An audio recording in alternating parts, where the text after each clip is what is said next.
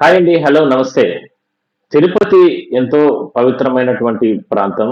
ఇక్కడ నిత్యం గూడా లక్షలాది మంది భక్తులు తిరుమల శ్రీ వెంకటేశ్వర స్వామి దర్శనం కోసం వస్తూ ఉంటారు.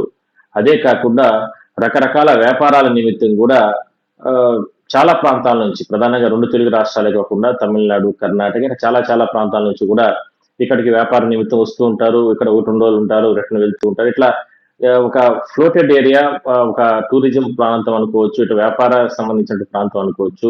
అన్ని రకాల వనరులు ఇక్కడున్నాయి. ప్రధానంగా స్వామివారికి సంబంధించి ఈ కలియుగ దైవం వెంకటేశ్వర స్వామి సన్నిధి ఇక్కడే. స్వామివారి పాదాల వద్ద ప్రస్తుతానికి మనం తిరుపతిలో ఉంటాం. స్వామివారు 7 కొండల పైన వెలిసి ఉన్నారు. ఇలాంటి పరమ పవిత్రమైనటువంటి ప్రాంతంలో పబ్ కల్చర్‌ని తీసుకురావడానికి కొంతమంది ప్రయత్నం చేశారు. ఇందులో ప్రధానంగా ఎందుకంటే తిరుపతిలో చాలా ప్రాంతాల్లో స్వామివారికి సంబంధించిన అంటే టీటీడీ అనుబంధ ఆలయాలుంటాయి. ఒకటి కపిల తీర్థం, వెంకటేశ్వర స్వామికి సంబంధించి వాళ్ళ అన్నగా పూజలు అందుకుంటున్నటువంటి గోవిందరాజ స్వామి ఆలయం ఉంటుంది. అదే విధంగానే వెంకటేశ్వర స్వామికి సంబంధించి పట్టపురాణిగా ఉన్నటువంటి అమ్మవారు తిరుచానూరు సిరుల తల్లి శ్రీ పద్మావతి అమ్మవారు ఉంటారు. అదేవిధంగా ఇంకొంత దూరం వెళ్తే అప్పలాయగుంట, మరొక సైడ్ చంద్రగిరి దగ్గర కళ్యాణ వెంకటేశ్వర స్వామిగా ఆయన పూజలు అందుకుంటున్నారు. ఇట్లా చుట్టుపక్కల ప్రాంతాల్లో ముక్కోటి, ఇట్లా శ్రీకాళహస్తి ఇలాంటి ప్రాంతాల్లో పెద్ద ఎత్తున ఎన్నో ఆలయాలు ఇక్కడ తిరుపతిలో ఉంటాయి.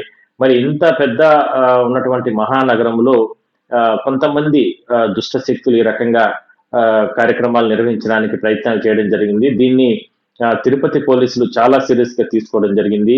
తిరుచానూరు సమీపంలో ఒక రెస్టారెంట్, ఒక హోటల్, అక్కడ వాళ్ళు ఉదయం నుంచి సాయంత్రం వరకు అంటే హోటల్ నిర్వహణ కొనసాగుతుంది.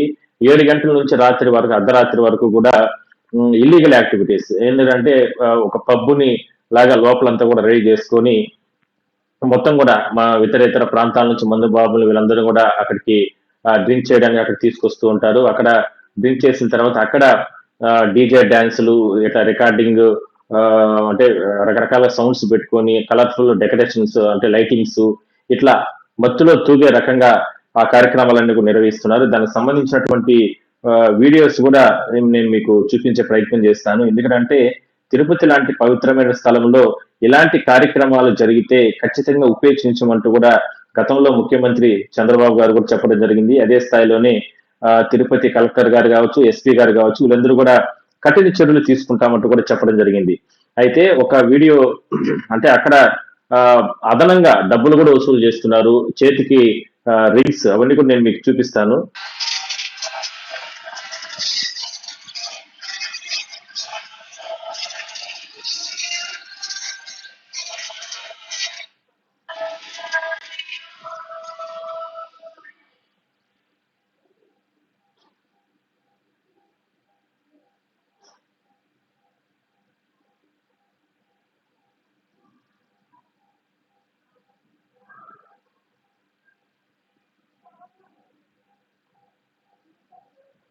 చూడొచ్చా ఆ చేతుల్లో కూడా సపరేట్ గా టికెట్స్, టికెట్స్ కలెక్ట్ చేసి మొత్తం లోపలంతా కూడా మద్యం యాక్చువల్ గా బార్ లోనే ఇలాంటి పర్మిషన్ ఉంది. అలాంటిది ఒక రెస్టారెంట్, ఒక హోటల్లో ఈ స్థాయిలో సపరేట్ గా టేబుల్స్ పెట్టుకుని సపరేట్ గా ఈ రకంగా మందు బాబులు కూర్చుని ఏ రకంగా తాగుతున్నారు చూడొచ్చు. అదే స్థాయిలోనే అక్కడ జరుగుతున్న తరుణంలో మనం విజువల్స్ లో చూస్తే చుట్టుపక్కల బౌన్సర్లు ఉన్నారు.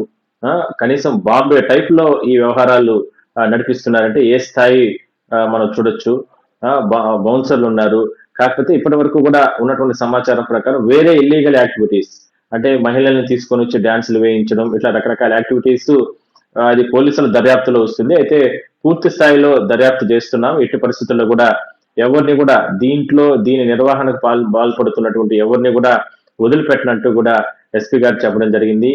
ఇంత దారుణంగా ఎందుకంటే ప్రభుత్వానికి చెడ్డ పేరు వచ్చే రకంగా ఈ కార్యక్రమాలు నిర్వహిస్తున్నారు. దీనిపైన పూర్తి స్థాయిలో దర్యాప్తు చేస్తామంటూ కూడా ఎస్పీ గారు కూడా చెప్పడం జరిగింది. అయితే ఇంకొకసారి ఎందుకంటే తిరుపతి నగరంలో ఎక్కడా కూడా గతంలో కూడా అసలు వైన్ షాప్స్, బార్సే తీసేయాలనేటువంటి నిబంధన ఉండేది. అసలు మాంసం ఇవన్నీ కూడా తిరుపతిని ఒక ఆ రకంగా వదిలిపెట్టేయాలి. ఎందుకంటే ఇది పవిత్రమైన ప్రాంతం అంటూ కూడా ఎంతో డిమాండ్ ఉంది నేటికి కూడా. అలాంటిది ఇవాళ ఈ రకంగా అమ్మవారి ఆలయానికి అత్యంత సమీపంలోనే బహుశా 1 కిలోమీటర్ కూడా ఉండదు. అక్కడ ఈ రకంగా హోటల్లో ఈ రకంగా ఇల్లీగల్ యాక్టివిటీస్ మద్యం చూడొచ్చు మనం ఈ విజువల్స్ లో. మద్యం తాగుతున్నారు. అదేవిధంగానే బౌన్సర్లు పెట్టుకొని ఏ రకంగా యాక్టివిటీస్ చేస్తున్నారో మనం చూడొచ్చు. ఇంత దారుణంగా తిరుపతి మహానగరంలో చేస్తుండడం కాస్త ఆందోళన కలిగించే అంశంగానే మనం చెప్పుకోవచ్చు. దీనిపైన మాత్రం పోలీసులు పూర్తి స్థాయిలో దృష్టి పెట్టడం జరిగింది. ఇప్పటికే అంటే వీళ్ళకు పర్మిషన్ ఇచ్చారు అని అంటున్నారు ఆ నిర్వాహకులు. ఎవరు పర్మిషన్ ఇచ్చారు? ఎక్సైజ్ అధికారులు పర్మిషన్ ఇచ్చారా? లేదంటే ఒకవేళ ఇవ్వకనే వీళ్ళు అలా చెప్తున్నారా? లేదంటే అంటే ఇంకెవరైనా సరే వీళ్ళ వెనకాల ఎవరైనా సరే ఇంత పెద్ద స్థాయిలో వీళ్ళు వ్యవహారాలు నడిపిస్తున్నారు అంటే ఖచ్చితంగా ఎవరో ఒక కొంతమంది హస్తం వీళ్ళ వెనకాల ఉండే అవకాశం అయితే ఉంటుంది. మరి వాళ్ళెవరు ఏంటనే దానిపైన కూడా పూర్తి స్థాయిలో పోలీసులు దర్యాప్తు చేస్తున్నారు. పరమ పవిత్రమైనటువంటి ఈ ప్రాంతంలో అసలు వైన్ షాపులు, బార్లు ఉండడమే ఇక్కడ ప్రజలు చాలా రకాలుగా దాన్ని ఇరిటేటెడ్ గా ఫీల్ అవుతారు. అలాంటిది ఇంత పెద్ద ప్రాంతంలో ఈ రకంగా క్లబ్బులు, పబ్బులు ఈ కల్చర్ ని తీసుకొచ్చే రకంగా ప్రయత్నాలు చేయడం చాలా దారుణమైన పరిస్థితి. ఇదే విషయాన్ని తిరుపతి ఎస్పీ సుబ్బరాయుడు గారు కూడా చెప్పడం జరిగింది. కఠిన చర్యలు తీసుకుంటాం. ఎట్టి పరిస్థితుల్లో ఎవరిని ఇందులో వదిలిపెట్టం. ఎందుకంటే ఇది ప్రభుత్వానికి, ప్రభుత్వ పెద్దలకు కూడా ఇది చెడ్డ పేరు వచ్చే అవకాశం ఉంది కాబట్టి దాని పూర్తి స్థాయిలో దర్యాప్తు చేస్తామంటూ కూడా ఆయన కూడా చెప్పడం జరిగింది. చూద్దాం మరి పోలీసులు ఎటువంటి చర్యలు తీసుకుంటారు.